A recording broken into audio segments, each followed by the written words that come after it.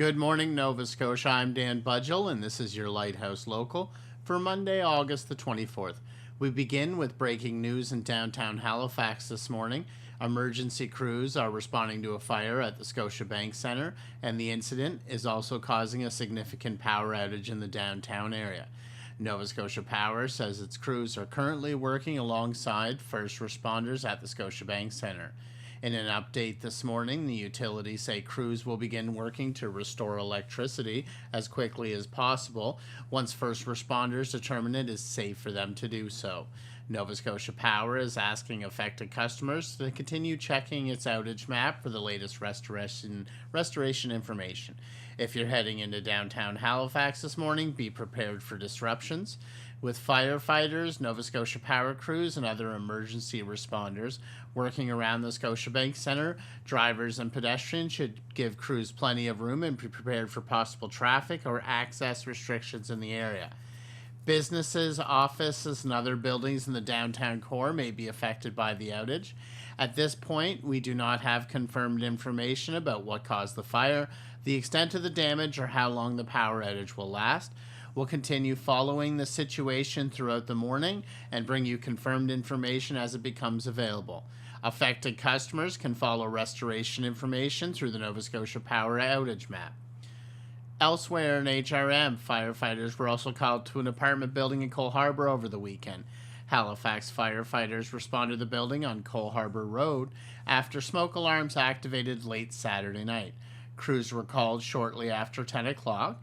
When firefighters arrived, they found smoke coming from the third floor and upgraded the response to a second alarm. Firefighters located the fire inside one of the rooms, but they also discovered a resident still inside. That person was suffering from smoke inhalation and was brought out of the building, being transferred into the care of paramedics.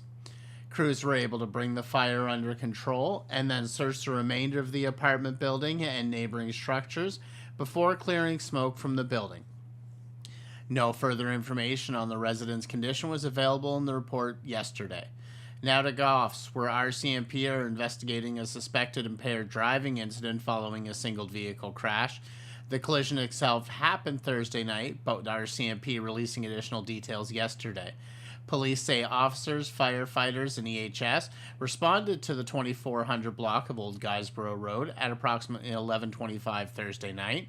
A vehicle safety service had reported an airbag deployment from a Cadillac XT4 and had been unable to contact the driver.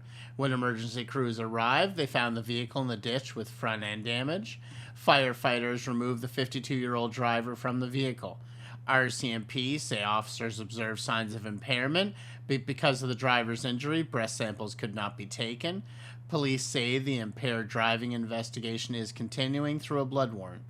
Investigators are asking anyone with dash cam footage or surveillance video showing the Cadillac traveling on Old Guysborough Road between 11 and 11:30 night to contact the Halifax Regional Detachment RCMP. Now to Halifax, where a new program is trying to bring more African Nova Scotian voices into municipal decision-making. The inaugural African Nova Scotian Municipal Youth Fellowship has wrapped up after placing 7 young participants in paid 8-week positions alongside Halifax councillors.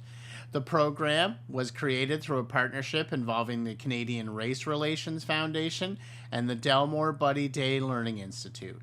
During their placement, participants worked on policy proposals covering issues including public transit and mental health.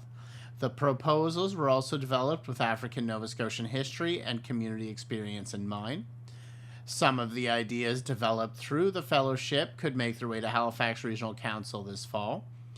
Organizers say they hope to expand the program and create a long-term pathway for young African Nova Scotians interested in municipal government.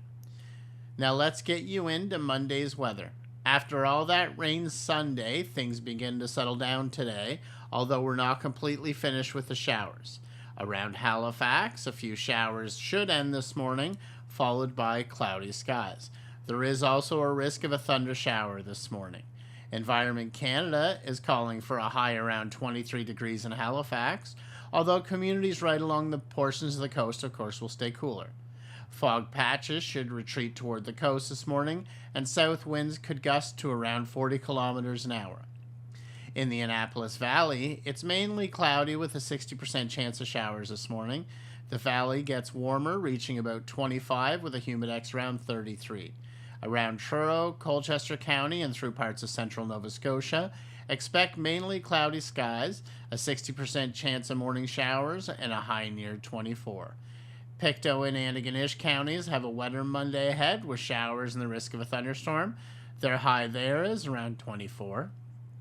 Moving into Cape Breton, Sydney, and Cape Breton County start with periods of rain. The rain should end later this morning, followed by cloud and a 60% chance of additional showers. There's also a risk of a morning thunder shower with a high around 23.